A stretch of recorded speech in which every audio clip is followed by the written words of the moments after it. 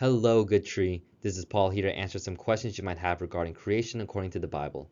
We're going through the New Answers book number 1, 25 questions and 25 answers. Today, we're going to cover chapter 10 and answer the question, was there really a Noah's Ark and flood?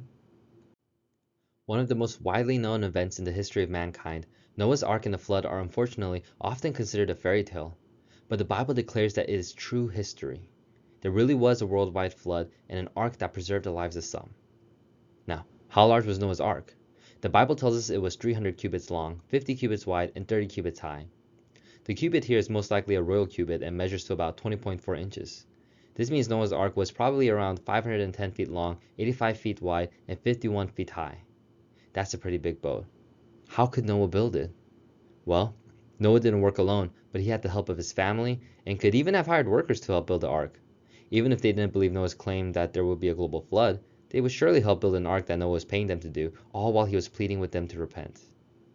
Noah's ark would not have required technology more advanced than what they had available at the time to build, and he could easily have gotten the ark built in the several years he had to build it.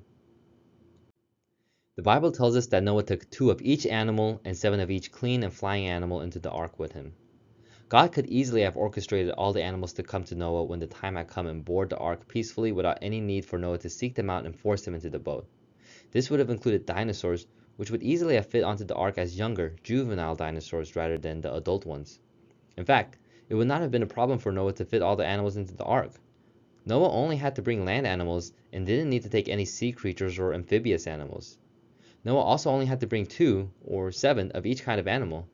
That means that instead of taking 2 of every breed of dog in the world, Noah only had to bring 2 dogs. These 2 dogs would later repopulate the world with different breeds of dogs over many years. It's estimated that Noah only had to bring around 1,400 kinds and a total of 7,000 animals onto the ark. The large ark could have held them all with no problem whatsoever. Noah would also have had no problems taking care of the animals in the ark. It's very possible that many of the animals went into a period of hibernation while on the ark, and even if they didn't, there's quite a number of simple systems that even ancient civilizations had that Noah could have used to bring food and water to all the animals quickly and efficiently with the help of his 7 other family members. The flood was made from a combination of earthquakes and volcanoes which brought up water from under the earth and a downpour of rain from the heavens to cover the entire world.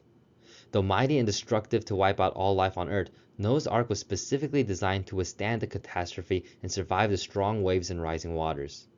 As the earth shifted to allow the waters to rise from the deep, the tectonic plates of the earth crashed into one another and began to form mountains that rose into the sky and basins that sank into the deep. These basins and cavities are where the water drained into after the flood, forming the oceans and the seas we know today, and filling out the underwater cavities in the world. The flood left evidence of a destructive and catastrophic event all over the world. Every time we see the layers of fossils containing billions of dead creatures, we're reminded of the flood that caused this mass extinction. And every time we see all the different rock layers and canyons and mountains, we're reminded of the flood that laid them there. Noah's flood was a global and catastrophic event that shaped the world as we know it today. It was true history, and the best evidence we have for it is the fact that God has told us so in the Bible. The Bible tells us that God saw the wickedness of the world and had to punish all the people. Only Noah and his family proved righteous enough to be spared, so God sent a flood to judge the world and rid it of its evil and sin. God tells us that he will judge the world again. When Jesus returns, all the wicked and unrighteous will receive the judgment of God. However, God has been so good to send another lifeboat, another ark, that people can get on to escape his wrath. And that's Jesus Christ. All those who put their faith in Jesus will be forgiven of their sins and will be able to escape the judgment of God when he returns to once again rid the world of sin and evil.